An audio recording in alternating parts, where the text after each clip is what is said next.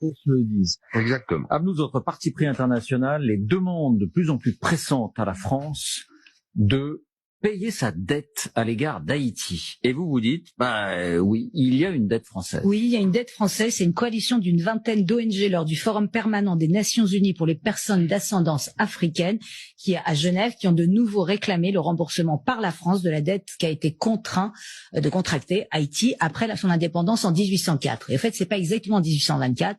C'est en 1804, en 1825, Charles X, qui vient d'arriver sur le trône, se présente à Haïti et en gros leur dit soit c'est la guerre, soit vous payez. Eh bien, vous payez quoi? Vous payez une indemnité de 150 millions de francs or pour dédommager les anciens colons et, en plus de ça, petite cerise sur le gâteau, avec l'assurance d'échanges commerciaux privilégiés avec la France. Et parce qu'il faut faire ça bien, vous allez emprunter aux banques françaises, c'est ce qu'on appelle après la double dette. C'est le diable qui se mord la queue. Il y en a plein comme ça dans l'histoire d'Haïti. Alors la dette a été remboursée par Haïti en 1947. En 1947. Donc ils ont mis 120 ans. Exactement, à 21 milliards de dollars. Mais pour les partisans du remboursement, il y a eu 200 ans d'intérêt dont la France a bénéficié. Donc elle se montrait davantage à 150 voire 200 milliards. Alors c'est pas la première fois que c'était. Haïti a dû payer une dette à la France pour avoir osé déclarer son indépendance. Vous connaissez ma difficulté intellectuelle, morale, historique à regarder avec nos yeux d'aujourd'hui l'histoire. Encore une fois, l'histoire n'est pas bien ou mal, elle est. On doit la comprendre, l'analyser, l'offrir pédagogiquement au plus grand nombre, mais on ne peut pas la réécrire, on ne peut pas la retordre dans l'autre sens. Elle est ce qu'elle est. Mais par contre, force est de constater que d'aller demander à la première République noire, et qui n'est pas n'importe quelle République noire ou pas noire d'ailleurs, Haïti, Toussaint Louverture, quand il lit la Déclaration des droits de l'homme et du citoyen, après la Révolution française, quand elle arrive entre ses mains Haïti, ce qu'il lit, il s'y reconnaît. Il dit, mais ça parle de moi, ce texte. Je suis né libre, je mérite la liberté.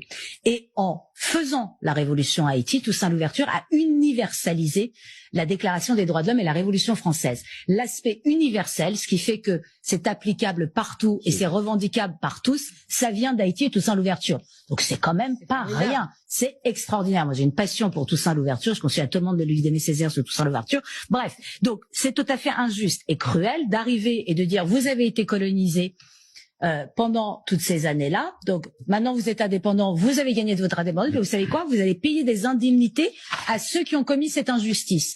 Alors, même avec les réserves que je peux avoir dans la réécriture historique, ça va, quand même. Donc, je pense que quand même, il y a une légitimité. Mais, j'ai deux mais. La première, c'est qu'on doit aussi faire payer les Américains.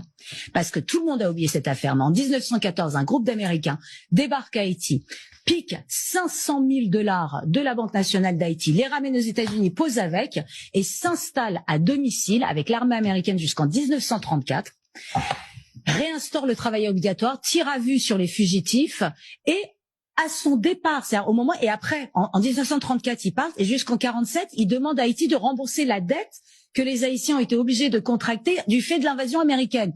Donc eux aussi, ils doivent payer. Et la deuxième réserve? Et la deuxième réserve, c'est que le problème, c'est qu'Haïti, pour prendre que les 41 dernières années, c'est coup d'État, c'est corruption, c'est des insurrections, c'est des élections truquées, c'est impossible. Et je crains, c'est l'un des pays les plus pauvres du monde, et je crains que cette dette prenne une dimension magique. C'est-à-dire à partir du moment où la dette sera remboursée, tout va très bien aller. Eh bien non, il faut beaucoup plus, et Haïti mérite